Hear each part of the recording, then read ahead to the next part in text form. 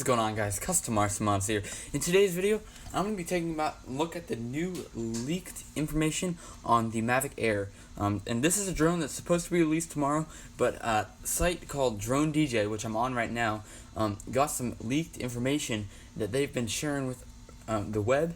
And this is a lot of really cool stuff we're talking about that's going to be released tomorrow at 10 a.m. That's January 23rd. So make sure you go ahead and tune in to the live stream or tune in just the post of the press event. So anyway, this drone is supposed to be in between the Spark and the Mavic, and price and kind of features. Of course, this drone has a lot that's different and a lot that's better about the Mavic, and a lot that's way better than the Spark. So the Mavic also has a few little advantages over it that we'll get into here in a minute. But this video is basically going to be my thoughts and a Mavic's owner's perspective. So anyway, this is a lighter, smaller, and faster drone. And as you can see in those top three specs right there, this drone, first of all, is lighter. It's a lot, and that's because it's a lot smaller. It folds up really nice and small, and should probably even, and will definitely be even smaller than the Mavic Pro.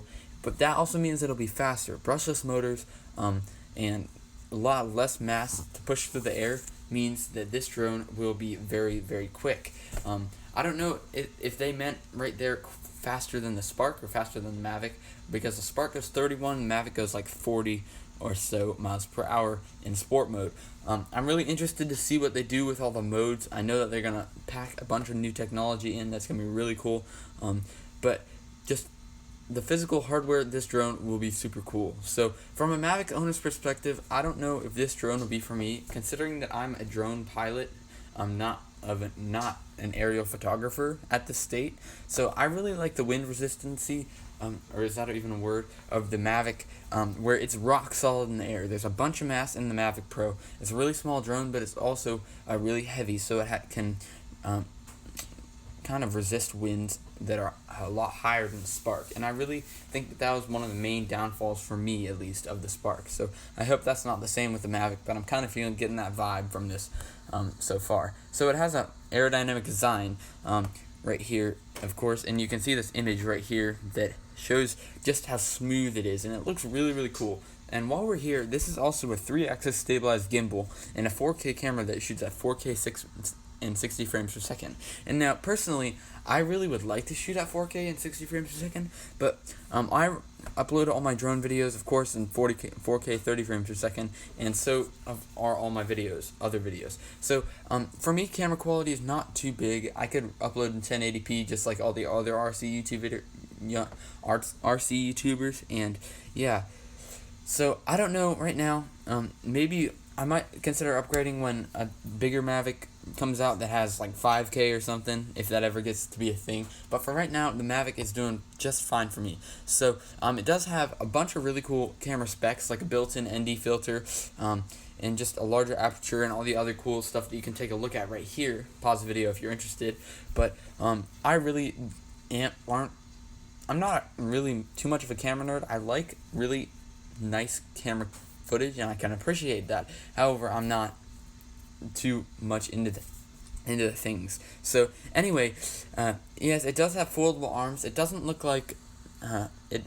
I don't know if it has the foldable arms like the Mavic Pro originally did, but it'll be really cool to see what they have at the press event. So anyway, it does say that it's supposed to be priced between the Mavic and Spark, and that's going to be really cool. Hopefully be a lot more affordable for new drone buyers. So it does have a 21-minute flight time, which is something that kind of caught my eye.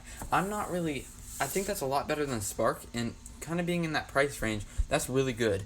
But for me, I just did a flight time test, and is in one of my previous videos that you can go ahead and check out. Actually, I uploaded it today. But I really like all my flight times. When I do my RC car videos, I really like to squeeze all the juice out of my packs as I possibly can. Same for the tiny whoops and all the other things I do. So I like to push RC to the max, and I feel like 21 minutes isn't really enough for me, especially for this expensive drone.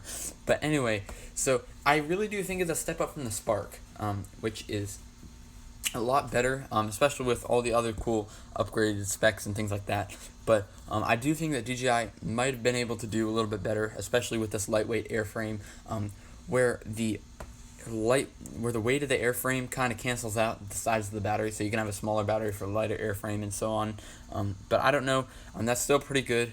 So yeah, it does also come in 3 colors, which I believe you can see right here. I don't know if these are the actual 3 colors, but it kind of shows some color off that's really cool. I don't know what the rest of this is, but I will definitely get to see it tomorrow at the press event, which I'm going to be hopefully watching live. So yeah, it also does have the backwards facing obstacle avoidance sensors, which is something the Mavic Pro does not have, and I really would like this on a drone, but unfortunately the Mavic doesn't have it. Now, me coming from the hobby grade area of drones, I really don't know how much I need this compared to others.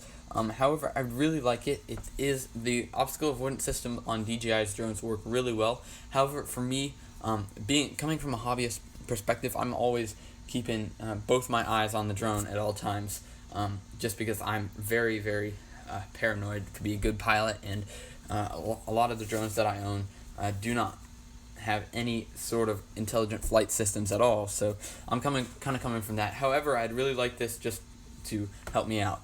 Anyway, so this would probably be a very, very good option for most pilots.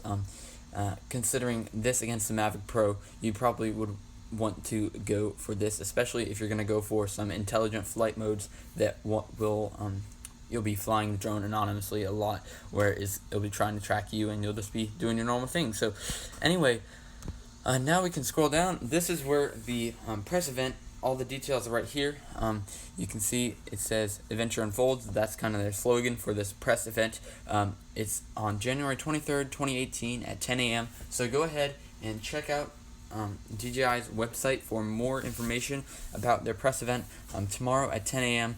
And make sure you can catch it live, or you can catch it afterward on their website and all over YouTube, I'm sure. So I will definitely be posting another video, a follow-up of how this drone, how the press event went and what we were right about and what we were wrong about, especially Drone DJ.